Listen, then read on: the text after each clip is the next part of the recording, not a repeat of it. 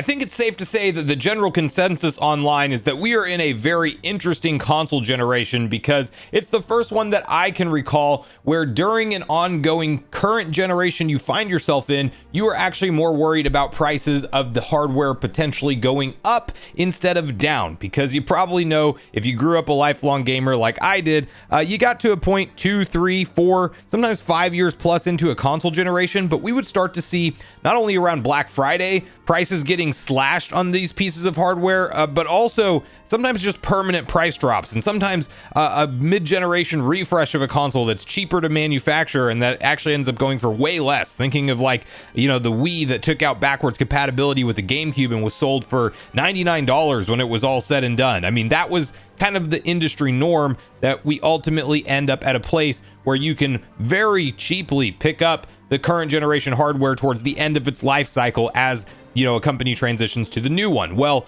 in the current environment we are in, we of course know that PlayStation has raised their prices by $50 respectively from where they launched at in their original price point. Xbox, being a repeat offender, doing 2 different price increases literally within the same calendar year in 2025, and the original Xbox Series X that launched at $500 is now $650, and Nintendo's not immune to this either. They raised the base model of the Nintendo Switch family of systems up across the board, the standard model going up $40, the OLED jumping a full $50 up in cost, and even a $30 price increase for the Switch Lite. And that's obviously not Nintendo's big focus of a product right now, as they have shifted really all of their focus primarily to Nintendo Switch 2, and you know, that's even going to translate to games only really being released on Switch 2 for the most part going forward, outside of some 2026 titles. But when it seems like things like maybe tariffs have more normalized now, and we know loosely what to expect with that whole situation,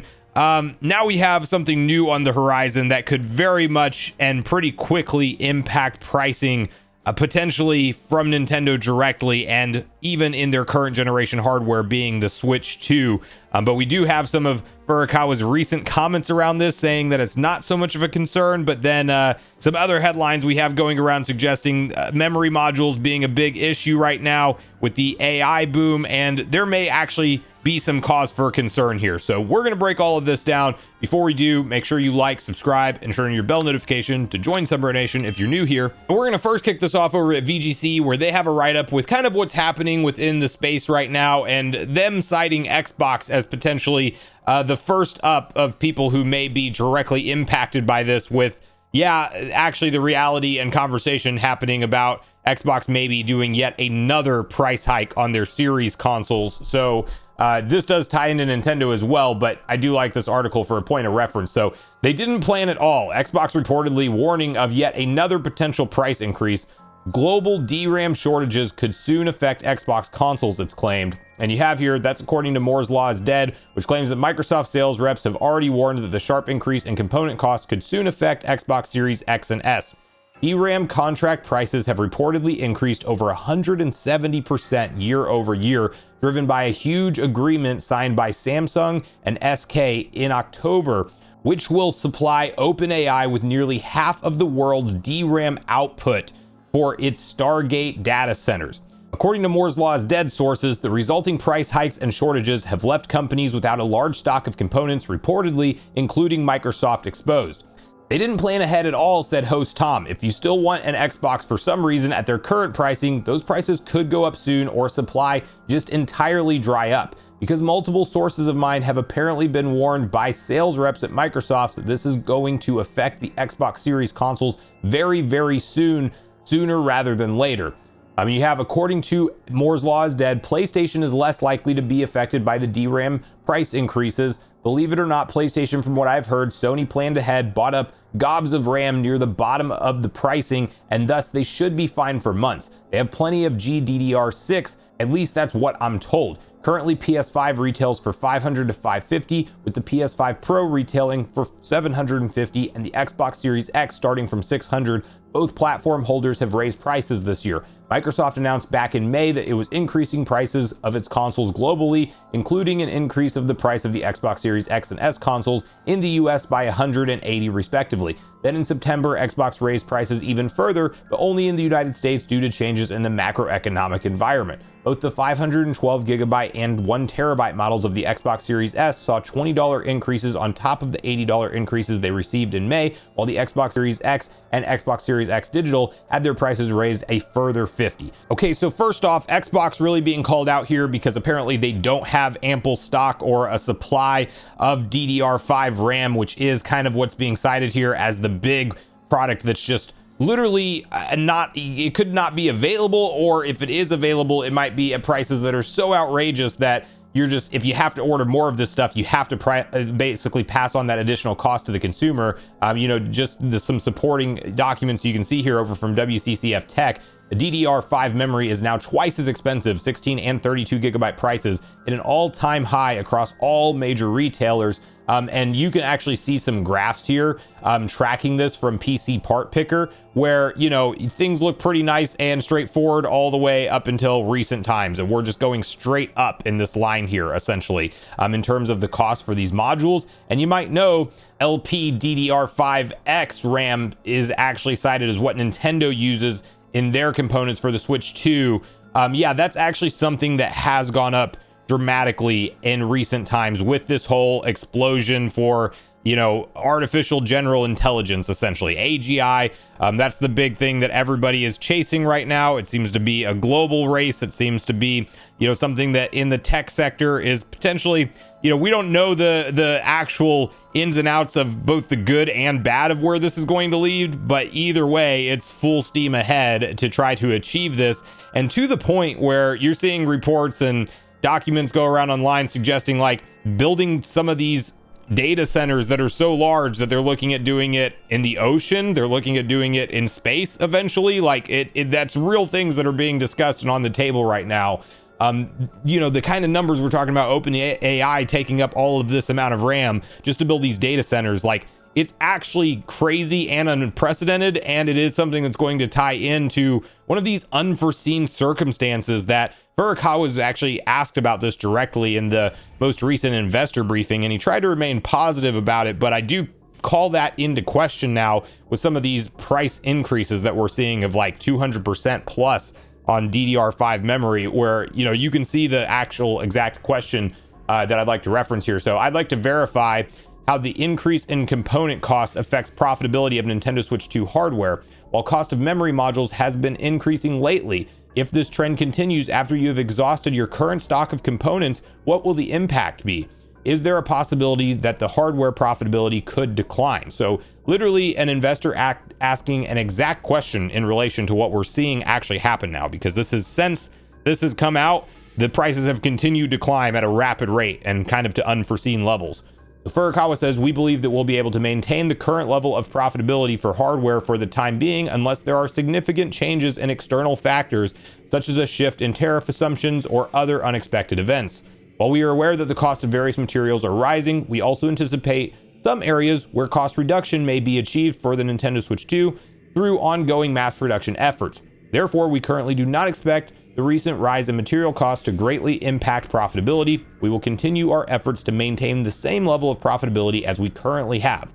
So Nintendo can eat some of the loss if this does indeed translate to them when they need to get more DDR5 stock ordered, and for a while that's going to be fine. But the problem is going to become if this AI race continues for much longer and these memory modules can't just be ramped up overnight to meet the demand of the new AI data centers. There would be this period of time, year, 2 years, who knows how long it would last until manufacturing can truly catch up with the increased demand, where Nintendo's going to have to pay an exorbitant price for DDR5 memory modules, and they're only going to eat so much of that cost as a for-profit business at the end of the day before passing that cost on to the consumer. Now, I don't believe Nintendo wants to raise the price of the Switch 2, and that's clearly the question we're kind of dancing around here, is will this actually impact the Switch 2's retail price in the US and other major markets? And the reality is that it very much could, if it does not kind of correct as far as the pricing goes for this kind of stuff. Now, Nintendo might be sitting on a nice supply of DDR5 memory modules right now, and they may not have to worry about it right away, but it would be something that down the line, and if this continues, it will no doubt be an issue for them. and you just question at the $449 price point and $500 price point for the pack-in game option for the Switch 2, it's quickly actually become the budget option in gaming once again, because the competition around them has risen their prices. And as we talk about Sony and Xbox potentially entering next generation, $600, $700, these are all realistic price points that are on the table for their upcoming hardware. And it's going to be really interesting to see, you know, where they price those consoles. And $450 and $500 might sound really cheap, but what I have continued to say, and one thing that if you're on the fence about maybe getting a Switch 2 now or not, you're not sure if you know, it's something you want to pick up this holiday season or not, if you want to be ultimately on the side of caution with this thing, I do think that picking it up sooner rather than later makes sense in the current environment we are in, because we already know that it was like not really factored into Nintendo's decision on pricing for the current tariffs that were in place with Vietnam, that were 10% higher than I think what they were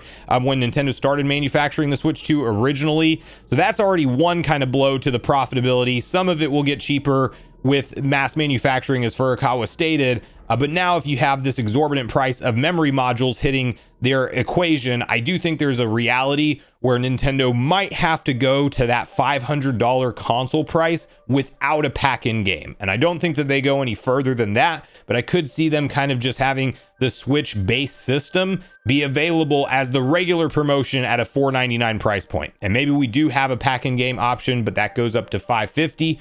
I don't think that that's off the table or outside of the realm of possibility, but it's also the last thing Nintendo wants to do, because they are very much in the customer acquisition phase on the Switch 2 hardware. And if you're a consumer and you know you could have once gotten something for less, but now it went up, that's going to deter a certain percentage of people from going out there and actually picking up the console themselves, because, well, you saw what the retail price used to be, you saw what you're paying for it, and you just inherently know you're getting a worse deal. Some people that will not phase near as much, but there will be a percentage of the market that they're going to hold back on the sidelines and see if it ever comes back down.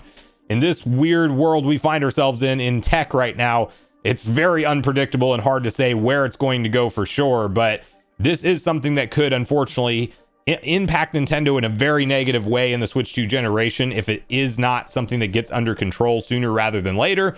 And with the unknown nature of where we're headed with AI and everything that is transpiring with it, and these data centers and the kind of the race to get there, it's really uncharted territory. So we're going to have to wait and see. But I did find this one to be fascinating. And I would say that unfortunately, we are not out of the woods with the talk of potential mid-generation console price increases really across the board from all consoles. But specifically Xbox being cited here in the article we read, and Nintendo not being immune from this thing either. So let me know in the comments down below what you make of this particular report. Do you think that, yes, indeed, this DDR5 memory module shortage could indeed lead to price increases for Nintendo and other companies this generation? Do you think manufacturing may ramp up and actually kind of course correct this supply chain issue a little bit quicker than maybe I am anticipating? And if you're somebody who hasn't picked up a Switch 2 yet, but you intend to, would a $50 price increase, if we do end up seeing that happen, deter you from ultimately giving the hardware a chance at all or not? So make sure you share all your thoughts and feelings in the comments down below before you leave, regardless if we agree or disagree. Also, make sure you like, subscribe, turn your notification bell. And with that, I've been Sunbro, you've been Nation. Thanks so much for watching, and I'll see you guys in the next video.